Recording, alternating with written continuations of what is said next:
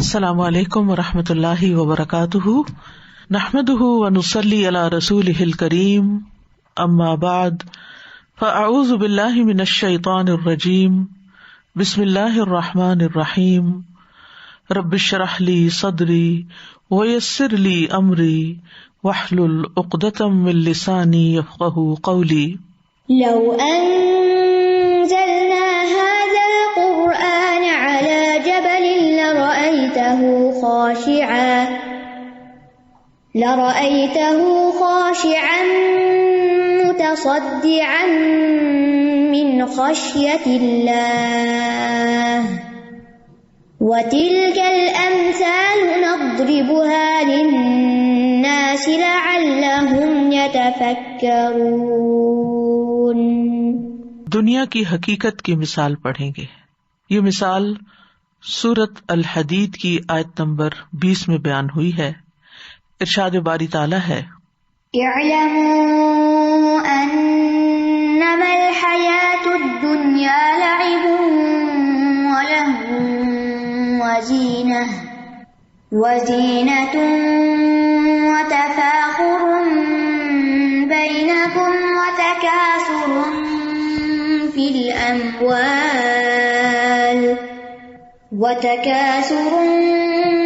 فی الأموال والأولاد كمثل غيث أعجب الكفار نباته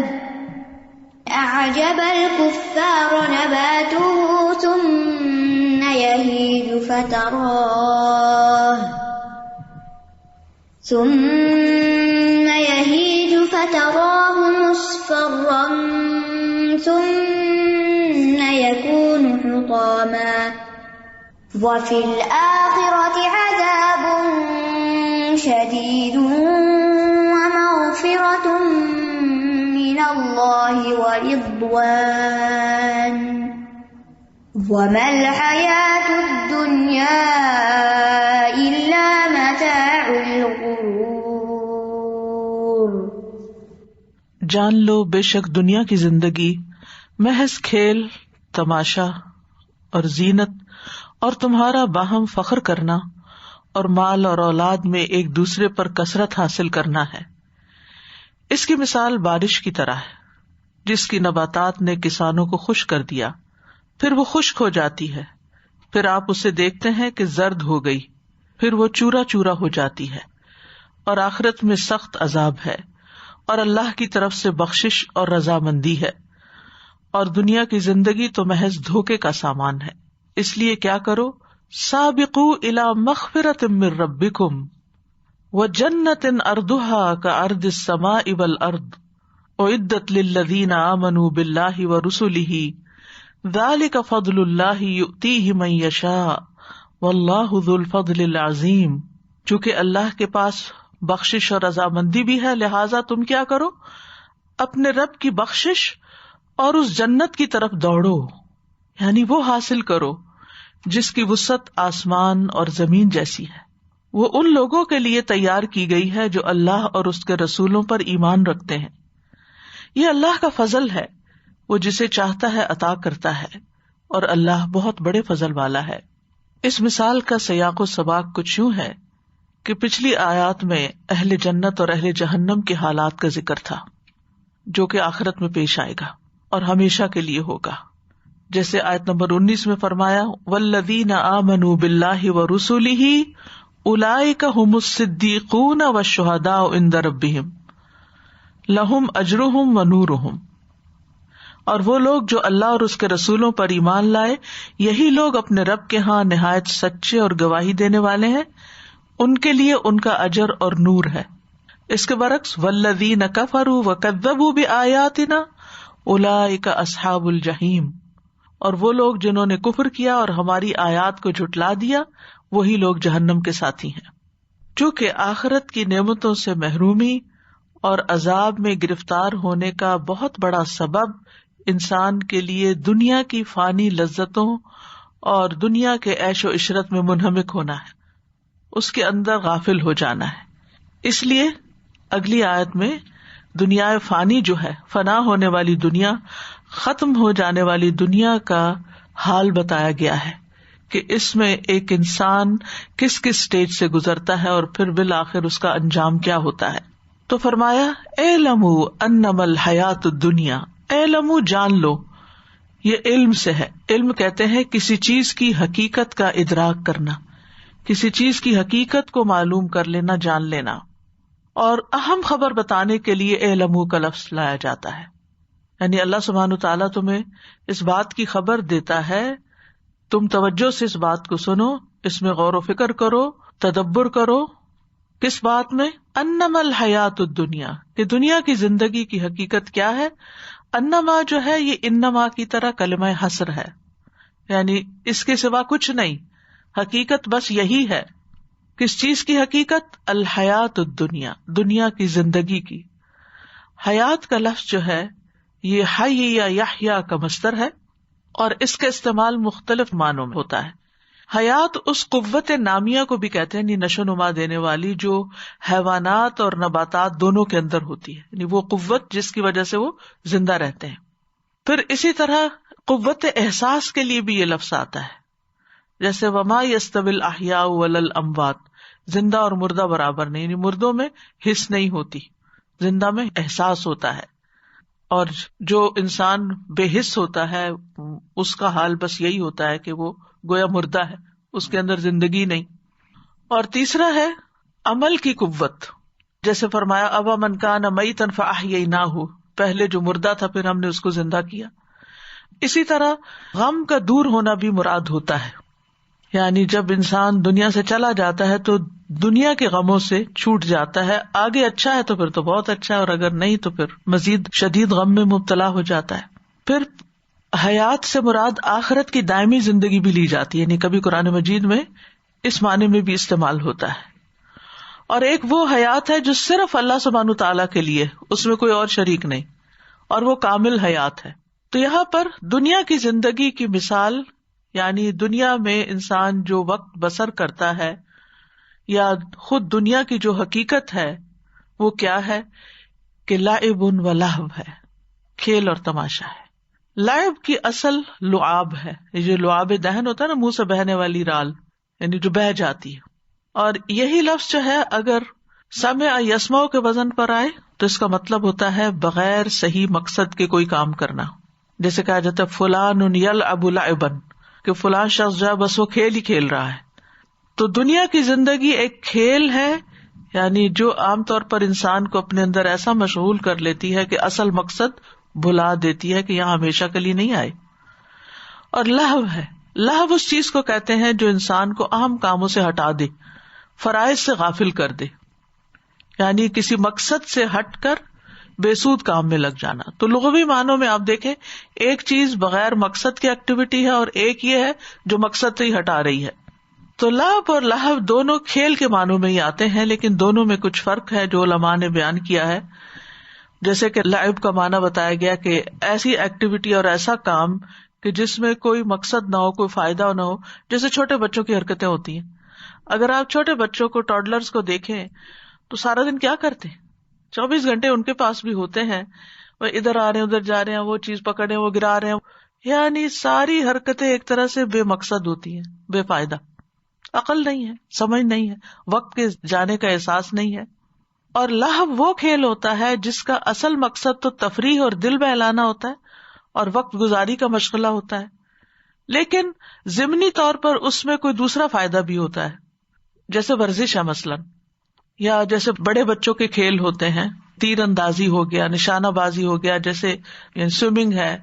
تو یہ بھی ایک طرح سے لہو میں شمار ہوتے ہیں، یہ بھی کھیل ہی کی قسمیں ہیں، لیکن اس میں کچھ فائدے بھی ہیں. تو علماء نے اس کو مختلف طرح سے انٹرپریٹ کیا ہے. یہ بھی کہا گیا کہ لعب وہ ہوتا ہے جو دنیا میں رغبت دلائے، یعنی جس کی وجہ سے دنیا میں اٹریکشن نظر آئے، اور لہو وہ ہوتا ہے جو آخرت سے غافل کر دے. پھر یہ بھی کہا گیا کہ لعب سے مراد باطل کی طرف متوجہ ہونا ہے، اور لہو حق سے روگردانی کو کہتے ہیں، حق سے پھر جانا، یعنی لعب میں باطل کی طرف جانا اور لہو حق سے منہ موڑنا. پھر اسی طرح یہ بھی کہا گیا کہ لعب و لہو کا مطلب ہے کھانا پینا. یہ قتادہ کا قول ہے. مجاہد کہتے ہیں ہر لعب یعنی کھیل لہو دل بہلانے کا سامان ہے، یعنی ہر لعب لہو بھی ہے. ایک اور قول یہ ہے کہ لعب سے مراد مال جمع کرنا اور لہو سے مراد عورتیں ہیں، یعنی ان کے اندر مشغول ہو کے ہر چیز بھول جانا. پھر یہ بھی کہا گیا کہ اعضاء سے جو غفلت ہوتی ہے وہ لعب ہوتی ہے اور دل کی غفلت لہو ہوتی ہے. یعنی ہاتھ پاؤں سے انسان جن چیزوں میں مشغول ہوتا ہے یہ لعب ہوتا ہے، کھیل تماشا ہے. اور جو دل غافل ہو جاتا ہے وہ لہو ہو جاتا ہے. یعنی مثلاً اعضاء کے ساتھ انسان ایسے کاموں میں مشغول رہے کہ جو انسان کو اللہ کے ذکر سے اور عبادت سے، نماز وغیرہ سے روک دیں. اور لہو جو ہے یہ دل کی غفلت ہوتی ہے جس کی وجہ سے انسان اس چیز کی طرف توجہ ہی نہیں کرتا، اہم چیز کی طرف جاتا ہی نہیں. تو اس معنی میں یہ دونوں ملتے جلتے بھی ہیں. کئی دفعہ ہم زبان سے ذکر کرتے ہیں لیکن دل ہمارا کسی اور چیز میں مشغول ہوتا ہے، دنیا کی فکروں میں مشغول ہوتا ہے. اس سے یہ ہے کہ ظاہر ثواب تو کم ہوتا ہے، وہ اصل مقصد تو پورا نہیں ہوتا، اور اس ذکر کے نتیجے میں جو دل کی اصلاح ہونا چاہیے وہ اس کے اثرات پھر ویسے نہیں ہوتے. پھر اسی طرح ابن عباس کہتے ہیں کہ یہ کافر کی زندگی ہے، کیونکہ وہ اس زندگی کو مغروری اور باطل میں گزارتا ہے. جہاں تک مومن کی زندگی ہے تو اس کو نیک اعمال پر لپیٹ دیا گیا ہے، اس کی زندگی کھیل تماشا نہیں ہوتی. مومن کی زندگی کھیل تماشا نہیں ہوتی. تو بنیادی طور پر اللہ سبحانہ تعالیٰ دنیا کے بارے میں لوگوں کے رویے بتا رہے ہیں اور مومنوں کو مخاطب کر کے کہا جا رہا ہے کہ یہ دنیا لہو اور لعب سے عبارت ہے جس میں دل اور جسم دونوں ہی مشغول ہو جاتے ہیں اور دونوں ہی دنیا کے پیچھے دوڑتے رہتے ہیں. انسان اپنے ہاتھ پاؤں سے دنیا کمانے کی فکر میں ہوتا ہے اور دل میں دنیا کا غم اور فکر اور اس کی طرف توجہ جو ہے وہ سمائی ہوئی ہوتی ہے، اور انسان آخرت سے غافل رہتا ہے حتیٰ کہ انسان کی موت کا وقت آ جاتا ہے. دیکھیے کہ آخری عشرہ چل رہا ہے نا، لیکن اس میں بھی بعض اوقات میں دیکھتی ہوں کہ جو عمومی طور پر ہمارے ٹرینڈز ہیں وہ یہ بتاتے ہیں، یعنی اوور آل بات کر رہی ہوں کہ جیسے سوشل میڈیا پہ ٹرینڈز ہیں یا ویسے، کہ جو اس آخری عشرے کا مقصد ہے یا مطلب ہے یا جو اس میں حقیقت میں کرنا چاہیے وہ نہیں ہو رہا، وہ نہیں کیا جا رہا. کبھی تو دین کے نام پر اور کبھی دنیا میں مشغول ہو کر. دین کے نام پر بھی کیا ہے کہ انسان بہت زیادہ ایسی ایکٹیویٹی میں مصروف ہو جائے جو اس کو اصل عبادت سے، نماز سے، تہجد سے، تراویح سے، تلاوت قرآن سے، دعا مانگنے سے، ذکر سے روک دے. نبی صلی اللہ علیہ وسلم کا آخری عشرہ کیسے گزرتا تھا کہ وہ رات کو قیام بھی کرتے، بہت طویل قیام کرتے، اور پھر اس کے بعد جبریل آ جاتے، ان کے ساتھ قرآن کا دور کرتے اور یوں رات بیت جاتی، یا نماز یا قرآن، یا نماز یا قرآن. لیکن ہمارا حال کیا ہے؟ کیا ہماری راتیں اسی طرح نماز اور قرآن کے ساتھ گزر رہی ہیں؟ ہمیں تو احساس بھی نہیں، شعور بھی نہیں، کیونکہ ہمارے اوپر اور اتنے کام اور اتنے چیزیں ہم نے سوار کی ہوئی ہیں کہ جو اصل کام ان دنوں کے کرنے کا ہے وہ ہمیں بھولا ہوا ہے. تو بہرحال جو شخص ایمان نہیں رکھتا وہ جب اس دنیا کے لہو و لعب میں مبتلا ہوتا ہے تو وہ خسارے میں ہی ہے. مومن جو ہے وہ دنیا سے متمتع ضرور ہوتا ہے کہ انما ھذہ الحیات الدنیا متاع، فائدہ اٹھانے کی چیز ہے. کچھ لوگ اس سے دنیا کا فائدہ اٹھاتے ہیں اور کچھ لوگ اس سے اسی دنیا سے، کیونکہ دنیا مزرعۃ الآخرہ، دنیا آخرت کی کھیتی بھی ہے. اسی دنیا میں انہی ہاتھ پاؤں سے اور انہی سوچوں اور خیالات سے اپنی آخرت اس طرح کما لیتے ہیں کہ اپنے مال سے، اپنی اولاد سے، اپنی طاقتوں سے، اپنے ذہن سے، اپنی زبان سے، اپنے دل سے وہ بظاہر نارملی زندگی بسر کر رہے ہوتے ہیں، لیکن ان کی ڈائریکشن فرق ہوتی ہے جس کی وجہ سے وہ اپنے ان اوقات کو بھی جو بظاہر لہو و لعب نظر آتے ہیں ان کو بھی آخرت کمانے میں لگا دیتے ہیں. پھر فرمایا وزینت، اور زینت ہے. زینت وہ ہوتی ہے جس سے انسان اپنے آپ کو بیوٹیفائی کرتا، مزین کرتا ہے. اور دنیا جو ہے اس کے بارے میں کہا جاتا ہے کہ یہ فنا ہونے والی زینت ہے. اور یہ بھی کہا گیا ہے کہ اللہ کی اطاعت کے علاوہ جو کام کیے جاتے ہیں وہ اس میں آتے ہیں. بہرحال یہ کچھ اقوال ہیں، لیکن زینت جو ہوتی ہے وہ انسان کے جسم میں بھی ہوتی ہے، انسان کے لباس میں ہوتی ہے، اس کے گھر میں ہوتی ہے، اس کی سواری میں ہوتی ہے. یہ چار چیزیں جو ہیں خاص طور پر انسان کی زینت کے مظاہر ہیں. یہاں زینت نمایاں ہوتی ہے. جسم میں کیا کہ انسان اپنی فٹنس کا خیال رکھتا ہے، میک اپ وغیرہ کرتا ہے اور اپنے آپ کو بناتا سنوارتا ہے، اور پھر ایسے ایسے طریقے اختیار کرتا ہے کہ میں کسی طرح بوڑھا نہ لگوں. لباس جو ہے اس کی ڈیکوریشن، اس میں ڈیزائننگ، اس میں برانڈنگ، یہ ساری چیزیں آ جاتی ہیں. گھر جو ہے انٹیریئر ڈیکوریشن میں گھر کس طرح سجانا ہے، کیسے بنانا ہے، کہاں کیا رکھنا ہے کیا نہیں، اور اس میں پھر ہر تھوڑے دن بعد جب ٹرینڈز چینج ہوتے ہیں تو پھر ڈیکوریشن کے سٹائل بھی چینج ہو جاتے ہیں، چیزیں بھی ریپلیس ہو جاتی ہیں، اور وہ بڑا قیمتی مال جو ہے جو آخرت کی کسی کمائی کے لیے استعمال ہونا چاہیے وہ انہی چیزوں میں لگ جاتا ہے. اور پھر اسی طرح سواری، گاڑیوں کے مقابلے آپ دیکھیں، پھر اسی طرح گھڑیاں، وہ بھی پہننے کی چیز ہے. مقابلہ کس چیز میں ہوتا ہے کہ یہ بس صرف دنیا میں 10 نسخے ہیں اس کے، یہ سگنیچر ہاؤس ہے، یہ فلاں ہے، یہ فلاں ہے. یعنی اس طرح کی چیزوں میں انسان اپنے مال کا قیمتی ترین اور بڑا حصہ لگا دیتا ہے اور اپنی جنت کی تیاری بھول جاتا ہے. تو یہ ساری چیزیں زینت میں آتی ہیں. اور اگر آپ اوور آل دنیا میں اگر مقابلہ دیکھیں تو عموماً اسی چیز میں ہے. یہ مال کا ایک بڑا حصہ جو ہے وہ ضروریات میں نہیں لگ رہا، کیونکہ ضروریات جو بیسک نیڈز ہوتی ہیں ان میں بھی انسان کا مال لگتا ہے، وقت لگتا ہے، لیکن وہ اتنا نہیں لیتے. زیادہ تر انسان کی جو ایفرٹس ہے، مال ہے، صلاحیت ہے، ذہانت ہے، وہ زینت کی چیزوں میں لگ جاتی ہے، کیونکہ اس سے انسان دوسروں میں نمایاں ہوتا ہے. وہ جو اپنے آپ کو اس کو نمایاں کرنے کا شوق ہے نا، کہ جیسا میں ہوں ویسا کوئی اور نہ لگے، تو اس بنا پہ وہ اپنی ساری صلاحیتیں یہی کھپا دیتا ہے.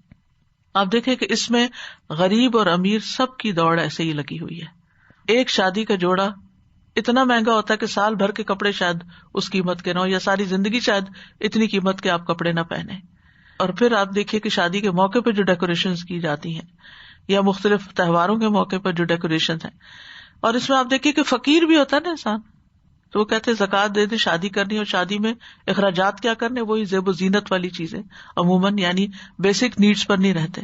ہر قسم کے لوگ، ہر اسٹیٹس کے لوگ جو ہے وہ اپنے گھروں کو ڈیکوریٹ کرنا چاہتے ہیں، گاڑیوں کو مزین کرنا چاہتے ہیں، سواریوں کو اگر اپنی نہیں کرایہ پر بھی لی تو شادی کے دن آپ دیکھیں کہ اس کے صرف گاڑی کی ڈیکوریشن کے اوپر کتنا کچھ خرچ کر دیا جاتا ہے. پھر اسی طرح انسان اگر اپنے پہننے کی چیزوں میں دیکھے تو خواتین کے حوالے سے سونا سب سے مہنگی چیز ہے، اور اب تو خیر خوب ہی مہنگا ہو گیا، تو اس کو بنانا اور بار بار خریدنا اور تبدیل کرنا، یعنی اس میں مال کا کتنا بڑا حصہ لگ جاتا ہے. تو اس سے نتیجہ کیا نکلتا ہے؟ وَتَفَاخُرٌ بَيْنَكُمْ، آپس میں ایک دوسرے پہ فخر جتانا. فخر جو ہے اترانے کے معنوں میں آتا ہے، اور ان چیزوں پر جو انسان کا ذاتی جوہر نہیں ہوتی. یعنی ایک طرح کہ آپ کے اندر کوئی کمال ہے، آپ کے پاس بہت علم ہے یا اسکل ہے، وہ تو اور بات ہے، لیکن یہاں فخر ان چیزوں پر ہے جو آپ کی ذات کا حصہ نہیں، آپ کا مال ہے یا اسٹیٹس ہے یا جاہ ہے، تو اس کے اوپر اترانا جو ہے یہ فخر کہلاتا ہے. ان اللہ لا يحب كل مختال فخور، فخور کا لفظ بھی آتا ہے، بہت زیادہ فخر کرنا. ہر نفیس چیز کو فاخر کہا جاتا ہے عربی میں، ثوب فاخر، قیمتی کپڑا. پھر اسی طرح یہ ہے کہ منکے جو ہوتے ہیں نا، بیڈز، ان کے لیے بھی فخار کا لفظ آتا ہے، کیونکہ وہ ٹھوکا لگانے سے زور سے بولتے ہیں، جیسے کوئی فخر کرنے والا زور زور سے بولتا ہے اور اپنے کمالات، اپنے مال اور ان چیزوں کے بارے میں بتاتا ہے. انسان کس سے پیدا ہو؟ سلسال ان کل فخار، ٹھیکرے کی طرح کھنکھناتی مٹی سے. تو اس سے فخار کا معنی آپ سمجھتے ہیں کہ جن کے اندر اپنی بڑائی کا احساس ہوتا ہے، پھر وہ اس کا اظہار بہت کرتے ہیں، فخر بہت کرتے ہیں، جتاتے ہیں، دوسروں کو بتاتے ہیں. اور یہاں پر فخر کے مقابلے میں تفاخر لایا گیا جو دو لوگوں کے درمیان ہوتا ہے، اور زیادہ فخر. اور فخر میں بعض اوقات کوئی آپ کا فخر دیکھ کے اور آپ کی بوسٹنگ دیکھ کے پسند بھی کرتا ہے، لیکن زیادہ تر حسد ہوتا ہے. اور پھر اس کے بعد یہ ہے کہ دنیاوی مال و متاع اور جاہ ان چیزوں کے اوپر ہوتا ہے، دین کی وجہ سے عموماً نہیں ہوتا. پھر جسمانی ساخت اور قوت، حسب نسب پہ فخر، جیسا کہ عربوں کا معمول تھا کہ وہ اپنے آباء و اجداد کی وجہ سے ایک دوسرے پہ فخر کا اظہار کرتے تھے. لیکن کچھ لوگ اپنے علم پر بھی بڑا فخر کرتے ہیں، میرے پاس یہ ڈگری بھی ہے، وہ بھی ہے، میں اس شیخ سے بھی پڑھا ہوں اور اس کا اجازہ ہے میرے پاس، اور فلاں چیز اور فلاں چیز. اور اسی فخر کے اظہار کے لیے وہ ایک کے بعد ایک ڈگری لیتے چلے جاتے ہیں اور استعمال کچھ بھی نہیں کرتے. تو یہ سب سے بدترین فخر ہوتا ہے کہ انسان علم حاصل کرنے کے بعد دوسروں کے اوپر دھونس جمائے. علم تو انسان کے لیے ایسا ہے جیسے کسی درخت پہ پھل لگ جائے اور وہ اس سے جھک جائے. اصل علم وہ ہوتا ہے جو انسان کے اندر عاجزی پیدا کرے. اصل علم یہ ہوتا ہے کہ انسان کو پتہ چلے میں کچھ نہیں جانتا، نہ کہ تھوڑا بہت جان کے کہے کہ مجھے پتا ہے، آئی نو. وتکاثر فی الاموال والاولاد، اور مال اور اولاد میں ایک دوسرے سے آگے بڑھنے کی کوشش کرنا، کثرت حاصل کرنا. جیسے آتا نا الہاکم التکاثر، ایک دوسرے سے مال و دولت اور عزت میں بڑھنے کی کوشش نے تمہیں لہو میں مبتلا کر دیا، غافل کر دیا. مال کی بہت سی طلب نے غافل کر دیا. تو زمانے جاہلیت میں بھی اور پھر اس کے بعد آج کل بھی آپ دیکھیں جدید جاہلیت میں لوگوں کو مال اور اولاد پر بہت فخر ہوتا ہے، اور پھر فخر کس چیز پر کہ ہم تم سے زیادہ ہیں. جیسے سورۃ کہف میں آتا ہے نا انا اکثر منک مالا و ولدا، کہ میں تم سے مال اور اولاد میں زیادہ ہوں. تو اہل جاہلیت جو تھے نبی صلی اللہ علیہ وسلم کے زمانے میں، یا کفار جو تھے، وہ ان چیزوں پہ فخر کرتے تھے، جبکہ مومن جو تھے وہ نیکی اور خیر کے کاموں میں ایک دوسرے سے آگے بڑھنے کی کوشش کرتے تھے. جیسے وہ حدیث یاد ہوگی کہ جس میں نبی صلی اللہ علیہ وسلم کے پاس غریب لوگ آئے، انہوں نے کہا ہم زیادہ صدقہ نہیں کر سکتے، صدقے والے بہت آگے نکل گئے، تو آپ نے ان کو تسبیحات بتائیں. جب امیروں کو بات پتہ چلی تو انہوں نے بھی تسبیحات شروع کر دی. یعنی اس زمانے میں مقابلے ان چیزوں کے ہوتے تھے، تکاثر ان چیزوں میں ہوتا تھا. تو یہاں 4 چیزوں کا بیسیکلی ذکر ہے، لعب اور لہو کا، زینت کا، تفاخر بینکم کا، و تکاثر فی الاموال والاولاد کا. ٹھیک ہے، یعنی یہ 4، لعب و لہو، زینت اور تفاخر اور تکاثر. تو یہ دنیا جو ہے ابتدا میں ایسے ہی ایک کھیل کا میدان ہے، جیسے بچے کھیلتے ہیں اور دل کے بہلاوے کا سامان کرتے ہیں. اور لہو جو ہے وہ عموماً نوجوانوں میں پائی جاتی ہے کہ عورتوں کے اندر مشغول ہونا، اور زینت جیسے عورتیں اپنے آپ کو بیوٹیفائی کرتی ہیں.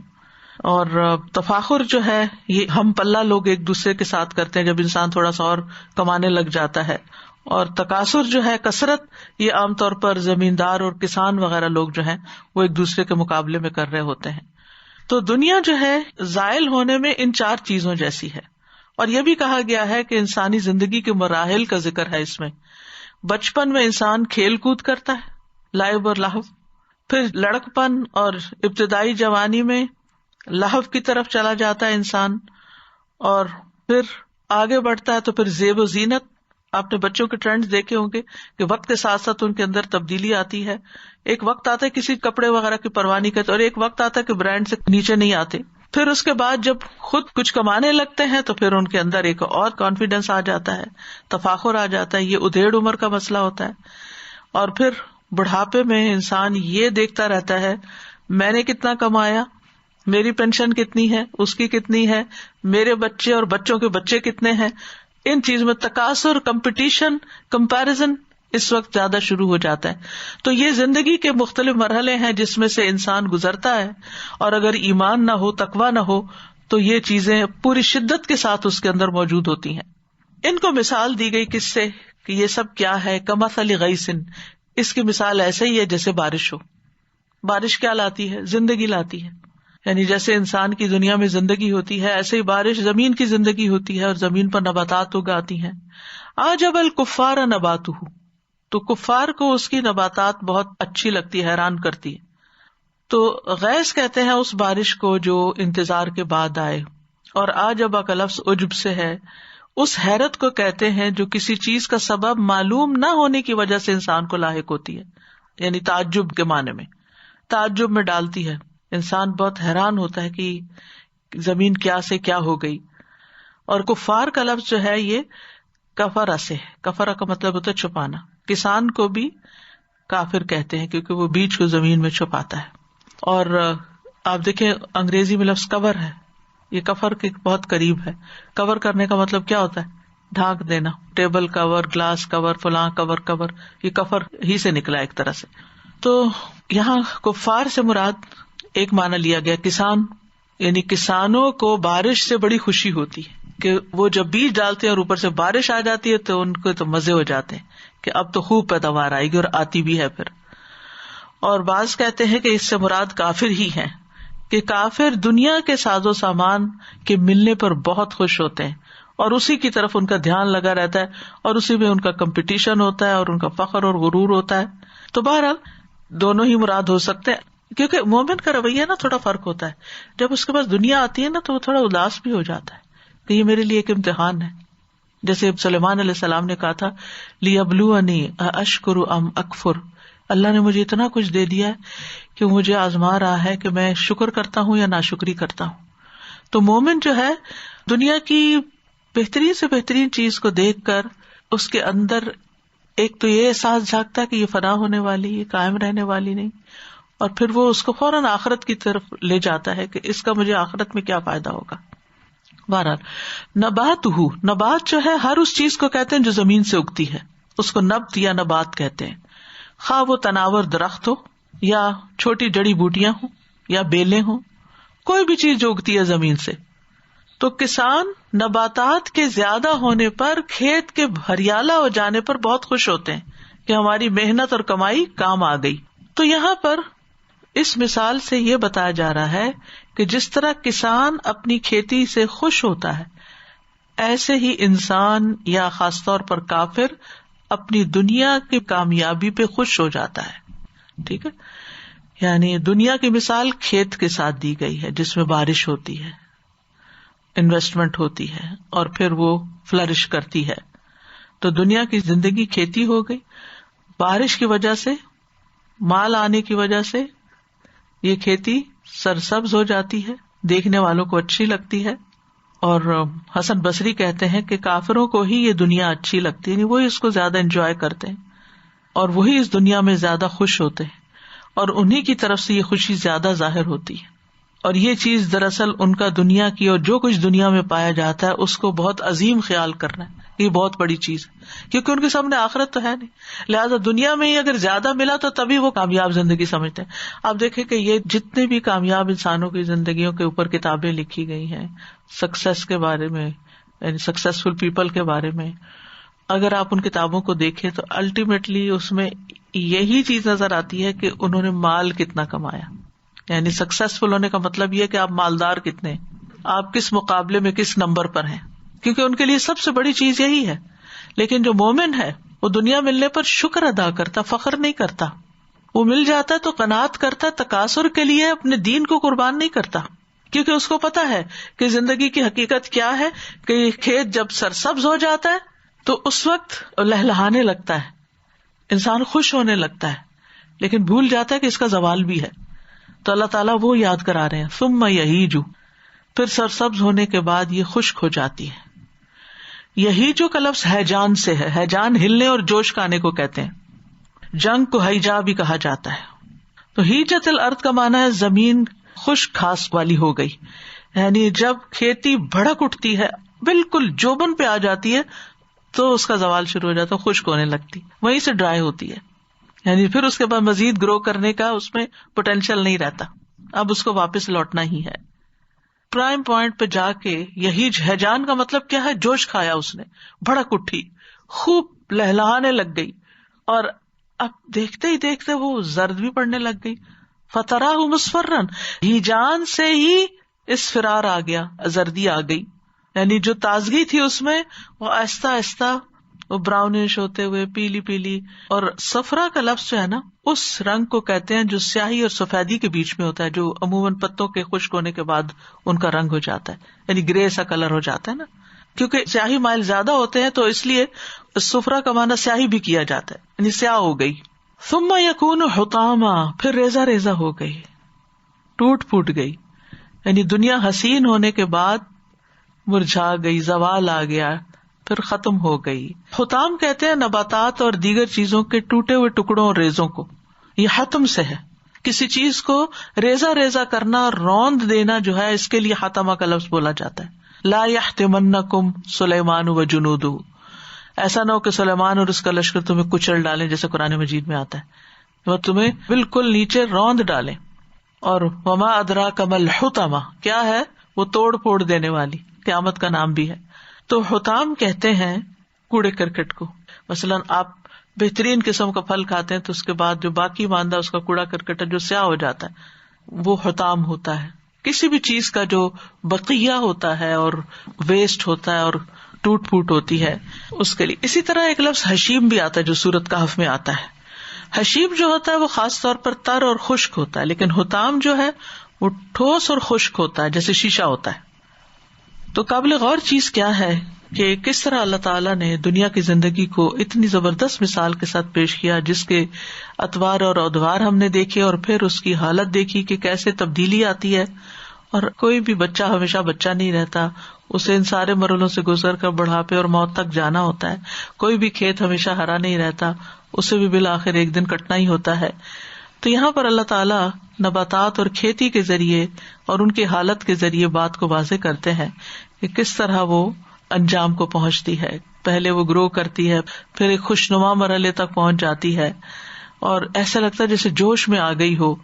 پھر جیسے کوئی ایک شخص غصے یا کسی وجہ سے جوش میں آتا ہے نا، تو پھر آپ اس کے بعد دیکھیں اس کا چہرہ پیلا پڑ جاتا ہے. یعنی جب وہ جوش ختم ہوتا ہے تو اداسی اور بالکل ڈاؤن سا فیل کر رہا ہوتا ہے. تو یہی حال دنیا کا ہے کہ جہاں آپ دیکھیں کہ کوئی چیز پیک پہ پہنچ گئی تو اب انتظار کریں کہ کس دن اس کا ڈاؤن فال شروع ہوتا ہے. اور یہ زردی کا آنا ہی اس بات کی علامت ہوتی ہے کہ میرے جانے کا وقت قریب آ گیا ہے. اور پھر وہ ٹوٹ پھوٹ جاتی ہے، ہوائیں اس کو اڑاتی پھرتی ہیں اور ادھر ادھر بکھیر دیتی ہیں. تو یہ مثال انسان کی زندگی کے بارے میں ہے کہ جیسے بارش کے بعد نباتات اگتی ہے، تو ایسے انسان کی زندگی کا پہلا مرحلہ ہوتا ہے. آپ دیکھیں نباتات چھوٹے چھوٹے پودے اگتے ہیں، پہلے منہ سے پودے نکلے، کونپلیں نکلی، ایسے ہی چھوٹے چھوٹے بچے ہوتے ہیں، انسان بچہ ہوتا ہے. پھر اس کے بعد یہ کہ وہ ذرا بڑا ہو جاتا ہے کھیت، پھر انسان اس دنیا کی زندگی سے فائدہ اٹھاتا ہے جیسے کسان فائدہ اٹھاتا ہے. اور دنیا کی تکمیل اور جو اس کا پیک پوائنٹ ہے اس کو کھیتی بڑھکنے سے تشبیہ دی گئی. اور پھر بڑھاپے کا آغاز اور ادھیڑ عمر، اس کو کھیتی کے پیلے ہونے سے تشبیہ دی گئی. اور پھر مال اور انسان کی قوتوں کے ختم ہو جانے، کیونکہ آپ دیکھیں کہ جب انسان بڑھاپے کی طرف جاتا ہے نا تو صرف اس کی اپنی قوت ختم نہیں ہوتی، اس کے مال کمانے کی قوت بھی ختم ہو جاتی ہے. وہ ریٹائرڈ ہو جاتا ہے، بزنس چھوڑ دیتا ہے، کام پہ نہیں جا سکتا، بیماریاں گھیر لیتی ہیں، اور پھر آہستہ آہستہ کمزوری کی وجہ سے جو مال اس کے پاس ہوتا ہے اس کو بھی سنبھال نہیں سکتا، یا تو اپنی زندگی میں ہی بچوں میں تقسیم کرنے لگتا ہے یا کسی چیریٹی میں دے دیتا ہے. یعنی کہ اس کی زندگی مختصر سے مختصر ہوتی چلی جاتی ہے. بعض اوقات تو اس کو ہوش بھی نہیں رہتا اور اس کو یہ بھی نہیں پتا ہوتا کہ اس کے کس مال کے ساتھ کسی نے کیا کیا، اس کے کپڑوں کے ساتھ کیا کیا، اس کے زیور کا کیا ہوا، اس کو تو ہوش ہی نہیں ہوتا. اکثر میں نے دیکھا، اگر آپ غور کریں تو جو لوگ عمر رسیدہ ہوتے ہیں، بوڑھے ہو جاتے ہیں، لوگ ان کے مال کے ساتھ بہت ٹیمپرنگ کرتے ہیں. کبھی ان کی چاپلوسی کرتے ہیں اور ان سے مال ہتھیا لیتے ہیں، اور کبھی ان کو کسی غلط رستے پہ لگا دیتے ہیں. کوئی قرضہ مانگنے آ جاتا ہے اور کوئی کسی طرح ان کا مال جو ہے وہ ان کے قبضے میں نہیں رہتا. یعنی انسان کی اپنے ہی مال پر گرفت ہلکی ہو جاتی ہے. کبھی اولاد ہتھیا لیتی ہے، کبھی کوئی رشتے دار، اور کبھی کوئی اسی طرح اور دھوکے باز لوگ آ کے اس سے لے جاتے. تو وہ کیا ہوا، حطام ہو گیا، سارا ادھر ادھر بیکار ہو گیا، اس کے اپنے فائدے کا نہ رہا، الا یہ کہ جو اس نے اپنے ہاتھوں سے آخرت میں کامیابی کے لیے انویسٹ کیا تھا، بس وہ اس کا باقی ہے. تو یہی انسان کی مثال ہے اور یہی دنیا کا بھی انجام ہے. آپ دیکھیں کہ ایک وقت ہوتا ہے انسان کی زندگی میں جب گرو کر رہا ہوتا ہے، کچھ بننے کے لیے ہاتھ پاؤں مار رہا ہوتا ہے، پھر وہ کچھ بن جاتا ہے، پھر وہ رونقیں اپنے ارد گرد اکٹھی کرنے لگتا ہے، گھر خرید لیتا ہے، سواریاں لے لیتا ہے، اچھے لباس خرید لیتا ہے، اور پھر اس کے بعد اس کے آس پاس لوگوں اور دوستوں کی بھیڑ جمع ہو جاتی ہے، اور پھر یا تو موت آ جاتی ہے اور آپ کو دنیا چھوڑنی پڑتی ہے، یا پھر یہ کہ مال کو زوال آئے تو دنیا آپ کو چھوڑ دیتی ہے، دوست بھاگ جاتے ہیں. وفی الآخرۃ عذاب شدید ومغفرۃ من اللہ ورضوان، اور آخرت میں شدید عذاب بھی ہے اور مغفرت بھی ہے اللہ کی طرف سے اور رضامندی بھی ہے. تو آخرت کا عذاب جہنم کا عذاب ہے، اللہ کی ناراضگی کا ہے. ایک حال یہ ہے، ایک بندہ جو دنیا سے گیا اس کو عذاب کا سامنا کرنا پڑا، اور دوسرا جو ہے وہ مغفرۃ من اللہ ورضوان لے کر گیا. یہ فرق کہاں سے آیا؟ یہ فرق دنیا میں ہی ہو گیا کہ ایک اپنے مال کو، اپنی زندگی، اپنی قوت کو کہاں لگا رہا تھا؟ آخرت بنانے میں، کل بنانے میں، فیوچر کے لیے. اور ایک وہ تھا جو آج کی رونقیں اور آج کی زینت اکٹھی کرنے کے لیے لگاتا چلا جا رہا تھا. تو دونوں کے رویے فرق، دونوں کی طریقہ زندگی فرق، دونوں کی سوچ فرق، دونوں کی انویسٹمنٹس فرق، اور پھر آخرت میں دونوں کا انجام بھی بہت فرق. ایک حال کفار کا ہے جن کے لیے عذاب شدید ہے، دوسرا حال مومنوں کا ہے جن کے لیے مغفرت اور رضامندی ہے. یہاں عذاب کا ذکر پہلے کیا گیا کیونکہ اکثریت انسانوں کی اس دھوکے میں مبتلا ہے اور اس عذاب کی طرف آگے چلے جا رہی ہے. وَمَا الْحَيَاةُ الدُّنْيَا إِلَّا مَتَاعُ الْغُرُورِ، اور دنیا کی زندگی تو محض دھوکے کا سامان ہے. متاع کہتے ہیں اور وہ چیز جس سے کسی بھی قسم کا نفع حاصل کیا جائے. اور غرور کہتے ہیں کسی کو غافل پا کر اس سے اپنا مقصد حاصل کر لینا. غرہ کہتے ہیں بیداری کی حالت میں غفلت، جاگتے ہوئے غافل ہونا، بے ہوش. بے ہوش مطلب یہ نہیں کہ بالکل عقل ماری جائے لیکن اس کو سمجھ ہی کوئی نہیں. تو ساری مثال بیان کرنے کے بعد مختصر لفظوں میں دنیا کی حقیقت بتا دی گئی کہ دنیا صرف دھوکے کا سامان ہے. یہاں انسان بہت جلد دھوکا کھا جاتا ہے یا لوگ اس کو دھوکا دے جاتے ہیں. دنیا کی زندگی انسان کو کس طرح دھوکا دیتی کہ انسان اپنی دنیا کے لیے جمع کر کر کے سمیٹ کے سنبھال کے رکھتا رہتا ہے اور بالآخر کیا ہے وہ ساری چیزیں چھوڑ کے چلا جاتا ہے جو دوسروں کے لیے بعضوں کا صرف کباڑ خانہ ہی ہوتی ہیں. سعید بن جبیر کہتے ہیں یہ ان لوگوں کے لیے دھوکے کا سامان ہے جو اس دنیا میں آخرت کو حاصل کرنے میں مشغول نہیں ہوتے، اور جو آخرت کو طلب کرنے میں مصروف ہو جاتا ہے اس دنیا میں تو اس کے لیے یہ دنیا سامان ہے جو اس کو پہنچا دینے والا ہے ایسی دنیا کی طرف جو اس سے زیادہ بہتر ہے. یعنی وہ اپنی اس دنیا سے، اس دنیا کے مال و متاع سے وہ کچھ کماتے ہیں کہ جو اس سے کہیں زیادہ بہتر ہے، وہاں کا نفع کماتے ہیں. حضرت علی کہتے ہیں دنیا کے کھو جانے پہ غم نہ کرو. دنیا 6 چیزوں کا نام ہے: کھانا، پینا، لباس، سونگنا، سواری، شادی، نکاح. دنیا کے کھانے کی سب سے بہترین چیز شہد ہے جو ایک مکھی کا لعاب ہے. یعنی اگر دیکھا جائے شہد بہترین چیز ہے لیکن مکھی بناتی ہے اس کو، مکھی اس کے منہ سے نکلی ہوئی چیز ہے. یعنی سویٹ چیز ہے، فائدے کی ہے لیکن دیکھو آئی کہاں سے ہے. زیادہ تر پیا جانے والا مشروب پانی ہے اور اس میں تمام جاندار برابر ہیں، یعنی انسان، حیوان سبھی پیتے ہیں. تم نے پی لیا تو کیا ہوا.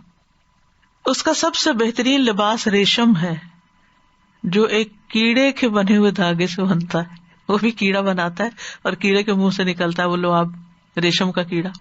سب سے بہترین خوشبو کستوری ہے جو ہرن کے نافے کا خون ہے، اس کی اصل دیکھو کیا ہے. سب سے بہترین سواری گھوڑا ہے اور اسی پہ بیٹھ کے لوگ قتل کرتے ہیں. جنگیں اس وقت انہی پہ ہوتی تھی. اور جہاں تک نکاح کا تعلق ہے تو یہ عورتوں سے کیا جاتا ہے اور وہ بول یعنی پیشاب کا محل یعنی مقام بول کے محل میں ہوتا ہے. یعنی عورت اپنے بہترین حصے کو خوبصورت بناتی ہے جس کے ساتھ اس کے سب سے بدترین حصے کا ارادہ کیا جاتا ہے. یعنی مرد جب عورت سے تعلق قائم کرتا ہے تو اس کے سب سے جو یعنی پیشاب والی جگہ ہے اس کا وہ ارادہ کرتا ہے. تو اس دنیا میں بھی آپ دیکھو دنیا کی حقیقت کیا ہے. جن چیزوں کے پیچھے آپ بھاگے جا رہے ہیں اور جن چیزوں کے پیچھے آپ جان کھو رہے ہیں، اپنا آپ کھپا رہے ہیں اور گنوا رہے ہیں، دیکھو وہ آئی کہاں سے. خود انسان آپ دیکھو من نطفۃ اذا تمنی، ایک نطفے سے پیدا ہوتا ہے. اپنی اصل تو دیکھو، اپنی حقیقت تو جانو.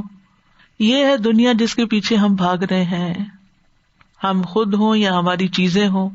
اعلیٰ ترین چیزیں، قیمتی ترین چیزیں، دل پسند چیزیں، ان کی حقیقت کیا ہے. اور اس کے مقابلے میں آخرت، والآخرۃ خیر وابقی، وہ بہتر بھی ہے اور باقی رہنے والی بھی ہے. وہاں انسان جو کچھ کھائے پیے گا اس کی بھی کوئی غلاظت اس کے جسم سے باہر نہیں آئے گی. آج صبح اگر آپ نے فجر کی نماز میں سورۃ الدہر پڑھی ہو جو کہ مسنون ہے جمعے کی صبح پڑھنا، آج اس آیت پہ اٹک گئی میں. لا يرون فیہا شمسا ولا زمہریرا، نہ سورج اور نہ ٹھنڈک. سورج کی تپش نہیں ہوگی، روشنی ہوگی، سہانی روشنی ہوگی. سورج نہیں نکلتا تو ہم کہتے ہیں سورج نہیں، لیکن نکلتا ہے تو اس کی دھوپ سے بھی بچنا شروع کر دیتے ہیں. یعنی دنیا میں چین کہیں نہیں، لیکن جنت میں یہ سب کچھ بہترین شکل میں ہوگا.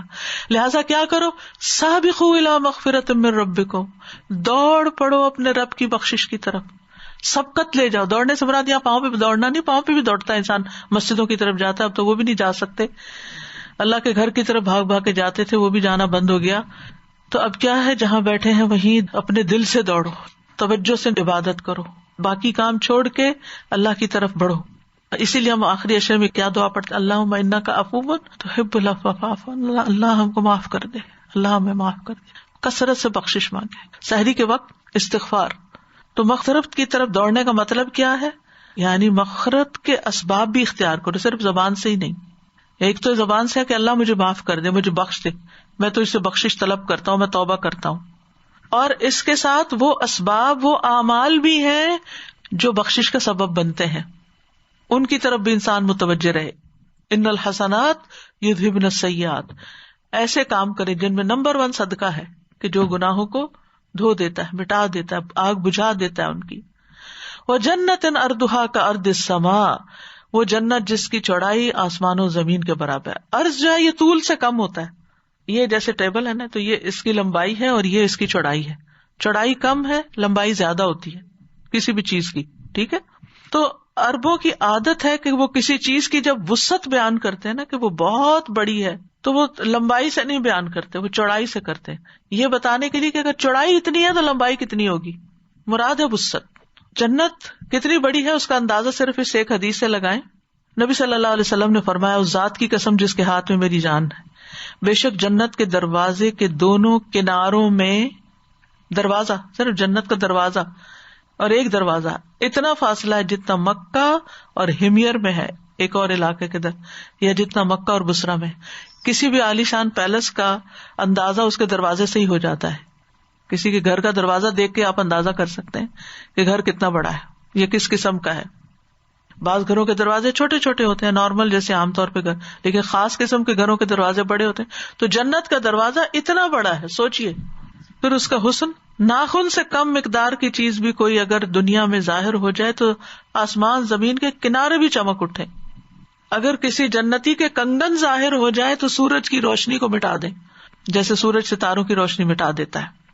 اس جنت کی طرف بڑھو، اس کے لیے کوشش کرو، اس کے لیے جو دے سکتے ہو یہاں دے دو. اور ایک کوڑا رکھنے کی جگہ زمین و آسمان سے بہتر ہے اور جو کچھ ان کے درمیان ہے. کس کے لیے تیار کی گئی ہے؟ اعدت، تیار کی گئی ہے، للذین آمنوا باللہ ورسلہ، ان لوگوں کے لیے جو ایمان لائے اللہ اور اس کے رسولوں پر. یعنی اللہ نے اپنے ایمان والے بندوں کے لیے جنت کو تیار کیا، سجایا ہے. اور فرشتے بھی جنت کے حسن و جمال سے مروب ہو گئے تھے. ایسی جنت، طوبی لکی منازل الملوک، اے جنت تو کتنی خوش نصیب ہے، تو بادشاہوں کی منزل ہے. دنیا کے بادشاہوں کی نہیں، مراد ہے جو نیک لوگ ہیں. اور پھر ایمان والوں کے لیے تو درجے ہیں بلند، جنت کے درجے.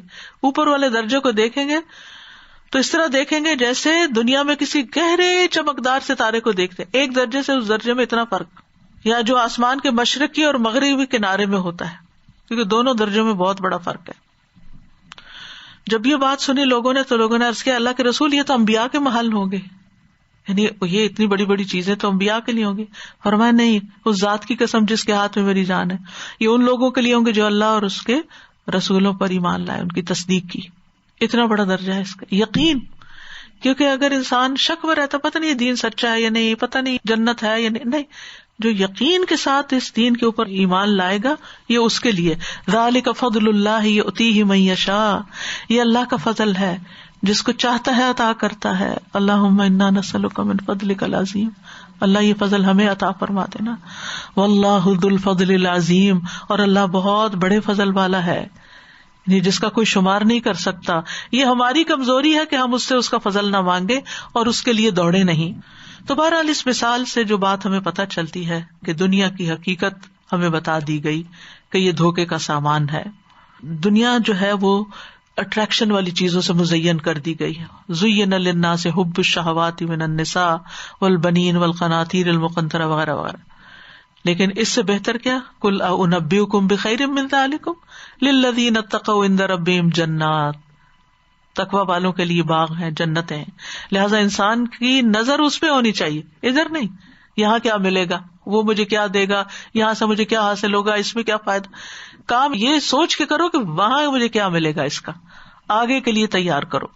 پھر اسی طرح یہ ہے کہ دنیا کے کھیل تماشوں میں محو نہیں ہو جانا چاہیے، اپنے وقت کو ضائع نہیں کرنا چاہیے، دنیا ہی کو اپنا مقصد زندگی نہیں بنانا چاہیے، ظاہر پرستی میں نہیں رہنا چاہیے، صرف دنیا کی ظاہری چیزوں کا ہی علم حاصل نہیں کرنا چاہیے، صرف کھانے پینے اور سواریوں پہ ہی توجہ نہ رہے، ایسی غفلت میں نہ پڑے کہ جس کا انجام بڑا بھیانک ہو. دنیا کی زندگی کا مقصد آخرت کا حصول ہے، دنیا سے اپنی آخرت کمانا ہے. دنیا عمل کی جگہ ہے، آخرت حساب کی جگہ ہے. مومن دنیا سے آخرت کے لیے زیادہ راہ لیتا ہے. ہمیں اپنی 5 چیزوں سے پہلے 5 چیزوں کو غنیمت سمجھنا ہے. جوانی کو بڑھاپے سے پہلے، صحت اور تندرستی کو بیماری سے پہلے، مالداری کو فقیری سے پہلے، فارغ وقت کو مشغول ہونے سے پہلے، زندگی کو موت سے پہلے. بس تیاری کر لیں. یہ جو وسائل ہیں ہمارے پاس، یعنی صحت ہے، جوانی ہے، مال ہے، فراغت ہے، زندگی ہے، اس میں اپنی آخرت بنا لیں. خوب نیکیوں کے کام کرتے چلے جائیں تاکہ زیادہ سے زیادہ آخرت کے درجات بلند ہو جائیں.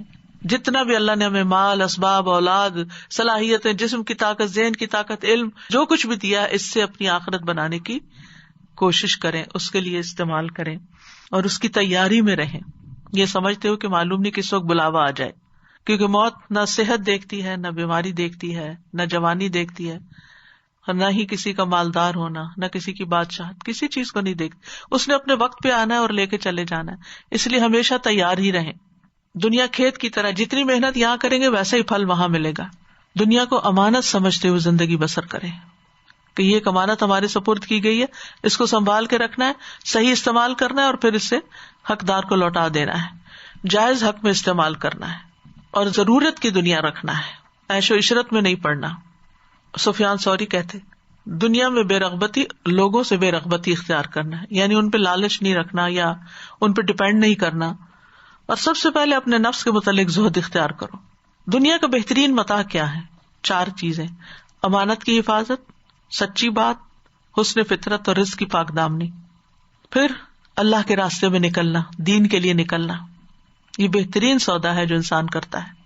پھر اسی طرح فجر کی 2 رکعتیں، دنیا اور جو کچھ اس میں ہے اس سے زیادہ بہتر ہے، ان کی پابندی اور ان کی حفاظت. رات کو 10 آیات کی قرات، نیک بیوی، نیک ساتھی. پھر ہم نے یہ سیکھا کہ دنیا کی حرص اور لالچ نہیں کرنی. یعنی اس مثال سے ہی پتہ چلتا ہے، یہ سبق سیکھنے کا ہے کہ دنیا کی حرص اور لالچ نہیں، کیونکہ دنیا کی حرص اور لالچ سے دل ٹیڑھے ہو جاتے ہیں، آخرت کا نقصان ہو جاتا ہے. فَأَمَّا مَن طَغَىٰ وَآثَرَ الْحَيَاةَ الدُّنْيَا فَإِنَّ الْجَحِيمَ هِيَ الْمَأْوَىٰ. جس نے سرکشی کی، دنیا کی زندگی کو ترجیح دی، تو جہنم اس کا ٹھکانہ ہے.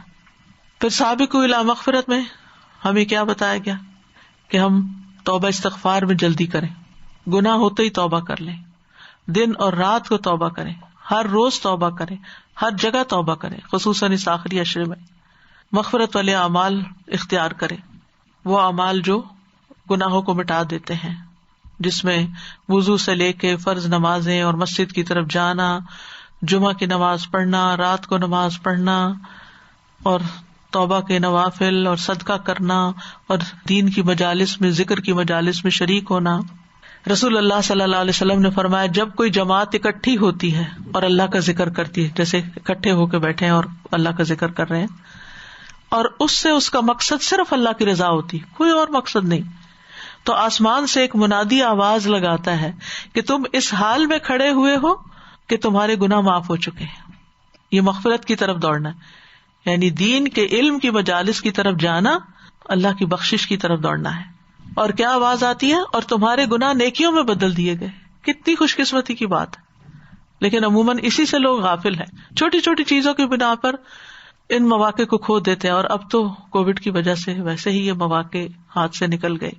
اکٹھے ہو کر اللہ کا ذکر کیا جائے، اللہ کو یاد کیا جائے، اللہ تعالیٰ پھر نصیب کرے. لیکن یہ ہے کہ قدر کریں نا، جو پہلے مواقع تھے ان پر ہمیں شرمندگی اور افسوس ہونا چاہیے کہ ہم نے کیوں گنوائے، ہم نے کیوں سستی کی.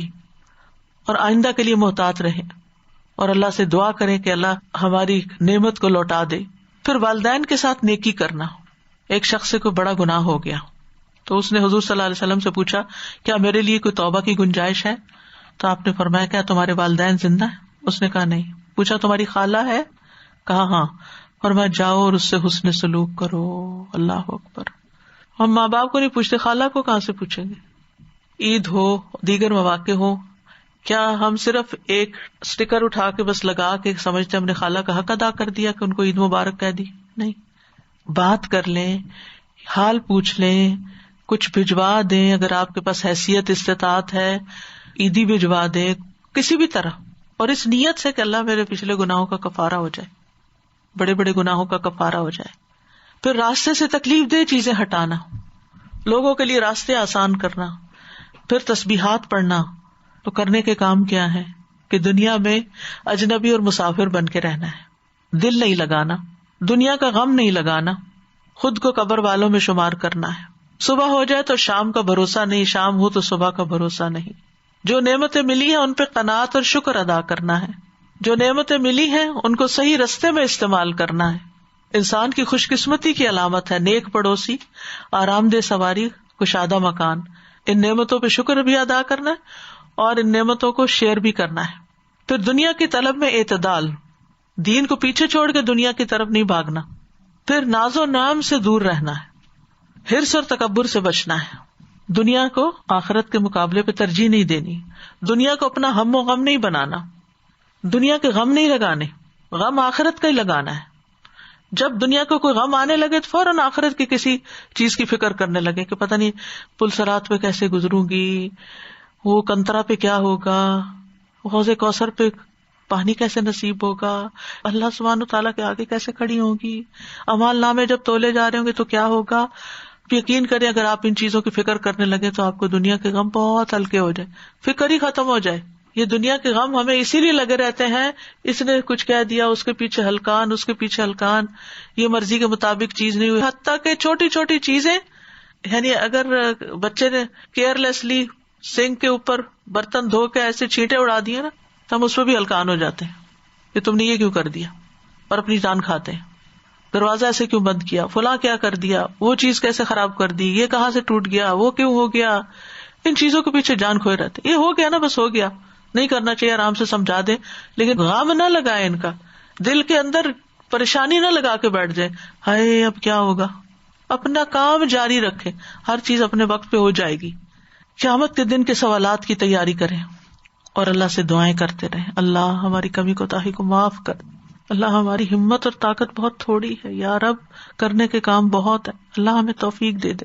ربنا آتنا فی الدنیا حسنۃ وفی الآخرۃ حسنۃ وقنا عذاب النار. اللہم انی اعوذ بک من ضیق الدنیا وضیق یوم القیامہ. اے اللہ میں دنیا اور قیامت کے دن کی تنگی سے تیری پناہ طلب کرتا ہوں. اللہم انی اعوذ بک من الجبن واعوذ بک ان ارد الی ارذل الامور واعوذ بک من فتنۃ الدنیا واعوذ بک من عذاب القبر. اے اللہ بزدلی سے میں تیری پناہ مانگتا ہوں، اس سے تیری پناہ مانگتا ہوں کہ عمر کے سب سے ذلیل حصے میں پہنچا دیا جاؤں، اور تیری پناہ مانگتا ہوں کہ دنیا کے فتنوں میں نہ پڑوں، اور تیری پناہ مانگتا ہوں قبر کے عذاب سے. اللہم انی اسألک العافیۃ فی الدنیا والآخرہ. اللہم انی اسألک العفو والعافیۃ فی دینی و دنیای و اہلی و مالی. اللہم استر عوراتی و آمن روعاتی. اللہم احفظنا من بین ایدینا ومن خلفنا وعن ایماننا وعن شمائلنا ونعوذ بعظمتک ان نغتال من تحتنا. اللہم انی اعوذ بک من العجز والکسل والجبن والبخل والحرم والقسوة والغفلة والعیلة والذلة والمسکنة.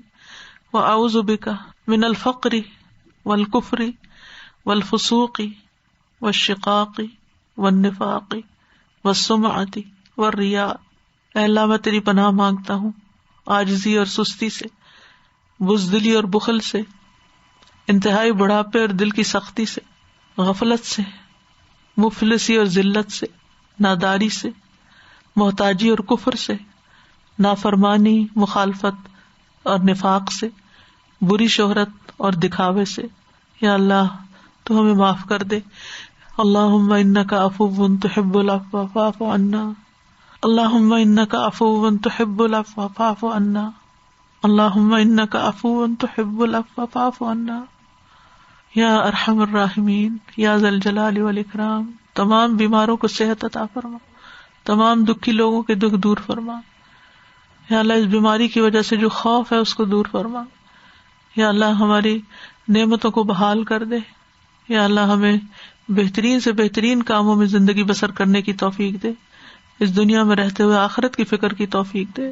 یا اللہ عبادتوں میں تیرے حق میں جو کمی کوتاہی ہم کرتے ہیں، یا اللہ تو اس کو معاف کر دے. ما عبدناک حق عبادتک، ما عبدناک حق عبادتک، ما عبدناک حق عبادتک.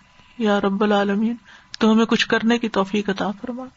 ربنا تقبل منا انک انت السمیع العلیم وتب علینا انک انت التواب الرحیم وصلی اللہ تعالی علی خیر خلقہ محمد وعلی آلہ واصحابہ واہل بیتہ اجمعین برحمتک یا ارحم الراحمین.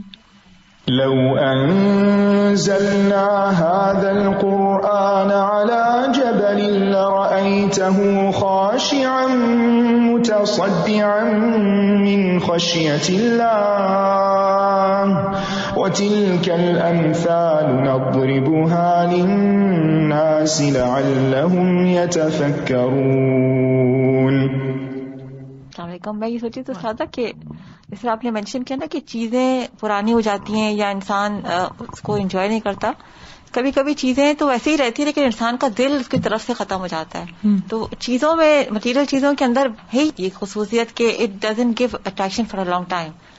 بالکل یہ دنیا کی حقیقت کی چیز ایسی ہیں ساری، لیکن عبادت میں انسان جتنا بھی ایکسل کرتا جائے اتنا لطف پڑتا جاتا ہے. اگر ہم یہ دیکھیں نا دنیا کی طرف جانے کا سبب یہ بنتا ہے کہ ہم اپنے سے اوپر کے لوگوں کو دیکھتے ہیں جو ہم سے دنیا میں آگے، ان کو اپنا رول ماڈل بناتے ہیں. اگر ہم ان کو دیکھیں جو ہمارے سے نیچے ہیں تو پھر ہم اپنے آپ پہ شکر اور قناعت پہ رہیں اور ہم اپنا وقت جو ہے وہ کسی خیر کے کام میں لگائیں. میں سوچ رہی تھی استاذہ جی کہ یہ جو آپ نے پوائنٹ آؤٹ کی نا کہ ہم اوروں کی نعمتیں دیکھ کے اور اپنے لیے ناشکری برساتے ہیں، شاید آج سے 100 سال پہلے یہ چیز تھوڑی نسبتاً کم ہوگی کہ کوئی کبھی کسی ایریا میں جائے گا تو اس کا کسی کا محل، کسی کا بڑا گھر دیکھے گا. اور آج میڈیا کی وجہ سے یہ فتنہ بھی بہت زیادہ ملٹیپلائی ہو گیا. کسی نے کوئی بہت اچھا بڑا سا گھر بنا لیا تو پھر وہ اب اتنا سرکولیٹ ہونے لگ گیا، ہر ایک نے اس کے کلپ بنا دیے ہیں اور اتنی ویڈیوز، اور یعنی واٹ پیپل آر ایکسیلنگ ان دنیا ٹرمز وہ بھی سب کچھ بار بار پوسٹ کر کے سرکولیٹ کیا جا رہا ہے کہ جو نہیں بھی دیکھنا چاہ رہا اس کی بھی آنکھوں کے اندر ایک طرح سے ڈالنے والی بات. تو اس وجہ سے بھی یعنی ایک ڈی سینسٹائز بھی ہو گیا نا انسان کے. یہ کوئی ہم اب اس میں آپ دیکھیں کہ ایک دن میں کسی سے بات کر رہی تھی تو وہ کہتی ہیں کہ اس ایریا میں ہمارے ساتھ جتنے لوگ شفٹ ہوئے تھے وہ سب کہیں اور شفٹ ہو چکے ہیں. میں نے کہا وہ کیوں؟ کہتے ہیں کہ ہوتا یہ ہے کہ ایک ایریا میں کچھ عرصہ رہنے کے بعد وہ لگتا ہے کہ گھر پرانا ہو گیا، آپ کسی نئے ایریا میں چلو، نئی فیسلٹیز آ گئی ہیں، نئی ٹیکنیکس آ گئی ہیں، وہاں کچھ عرصہ رہے پھر وہاں سے کوئی اور نئی چیز آ گئی پھر وہاں چلے گئے. چین تو ہے ہی نہیں نا، انجوائے تو کر ہی نہیں پاتے. جگہ بدلنے کی وجہ سے یہ نہیں سوچتے کہ بچے کی اسکول بدل جائے گی، ایریا کی اسکول چھوٹ جائے گی، مولوی صاحب چھوٹ جائیں گے، نیبرہڈ چھوٹ اور جائے گا. بچے اتنے ڈپریشن میں آ جاتے ہیں. بعض ہسبینڈس کی بہت گھر بدلنے کی عادت ہوتی ہے بیکاز آف منی.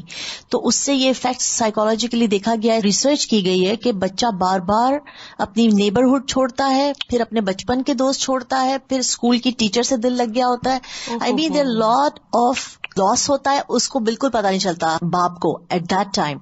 اور پھر ایٹ دی اینڈ بچے کہیں بھی یعنی they are so much distracted and unsatisfied, اندر سے دکھی ہوتے ہیں. ہم نے سب کو چھوڑ دیا، بلونگنگس چھوڑ دی، ہم نے چھوڑتے ہی آئے. اینڈ یو کینٹ ایون اس کو کور نہیں کر سکتے، اس کا خمیازہ آپ کبھی کور نہیں کر سکتے. صرف وہ بچہ ہی بتا سکتا ہے کہ میرے ساتھ کیا ہوا تھا. کسی کے ساتھ بنا کے رکھنے کی عادت نہیں پھر پڑتی. بہترین چیز شہد کی جو مکھی کا لعاب ہے، کل ہی ریسرچ آئی ہے نیوز میں کہ کووڈ کا جو ٹیسٹ ہوتا ہے وہ ویسے تو کتنے آرز لگتے ہیں اس کے پازیٹیو اور نیگیٹو آنے میں، لیکن جب وہ شہد کی مکھی کو ٹچ کرتے ہیں، اس کی زبان نکالتی ہے باہر اور وہ ٹچ کرتی ہے اور فوراً اس کو پتا چل جاتا ہے کہ یہ کووڈ ٹیسٹڈ ہے. It's so amazing. اور ریسرچ آپ سب لوگ گوگل کر سکتے ہیں اس وقت کیونکہ کل ہی یہ نیوز. تو پھر کیا ہوتا ہے، مکھی کیا کرتی ہے؟ مکھی اس کو فوراً ڈیٹیکٹ کریے کہ یہ کووڈ ٹیسٹ پازیٹیو ہے، یہ نہیں ہے ٹیسٹ پازیٹیو. سبحان اللہ. اور اس کے لعاب سے مکھی سے کام لے رہے ہیں. اور انہوں نے مکھیاں کی ہوئی ہیں، وہ دکھاتی ہیں کہ انہوں نے چھوٹی پالی ہوئی ہیں اور وہ اپنی زبان نکالتی ہیں اور جب اینڈ ایکسپیکٹ، جب مکھی ہے فوراً ایکسپیکٹ کرتی ہے کہ اس کو شگری کوئی پھر لکوڈ دیا جاتا ہے and as a reward after she test and positive ہوتا ہے. It's amazing. اور میں کل یہ دیکھ لیا، آج آپ نے ابھی یہ پڑھایا تو میں یہ کہہ رہی تھی کہ اللہ تعالیٰ نے جن چیزوں کو بہترین کہا ہے، سبحان اللہ، اللہ تعالیٰ دکھا رہا ہے ہمیں یہ سب کچھ، پھر بھی ہم اس بہترین کو چھوڑ کر اور کتنی گری ہوئی چیزوں کے پیچھے ہم چل پڑتے ہیں. اللہ ہمیں بچائے. جب آپ نے ابھی یہاں مینشن کیا تھا کہ لوگ دوسرے دنیا کے کاموں میں اتنے بزی ہو جاتے ہیں، جیسے کہ ہم افطاری کے ٹائم پہ دعا کا وقت جو ہے، عورتیں اگر پکوڑے بنا رہے ہیں یا لائک 1 گھنٹہ کی جو کچن ہے، ایون جہاں کھڑے ہیں وہیں پہ کھجور کھا رہے ہیں بیچاری جو عورت ہے چولہے کے پاس، but they have no time to concentrate کہ مجھے چاہیے کیا تھا اللہ سے، یا یہ اتنا گولڈن ٹائم ہے. تو اب یہ جب آپ بتا رہی تھی تو مجھے یہ ہو رہا تھا کہ واقعی غفلت میں ایک انسان ہے کہ میں اس وقت کو چھوڑ کی تیاری میں اور کھانے میں وہ استغفار کا جو بہترین ٹائم ہے وہ گزر جاتا ہے. ایک استغفار، اذان جا رہی ہے، اذان میں جلدی جلدی پینے کی جلدی ہے پانی، نہ کہ ہم دعا مانگ رہے ہیں کہ جتنا جلدی جتنا زیادہ پانی. آخر دعوانا ان الحمد للہ رب العالمین. سبحانک اللہم وبحمدک، اشہد ان لا الہ الا انت، استغفرک واتوب الیک. السلام علیکم ورحمۃ اللہ وبرکاتہ.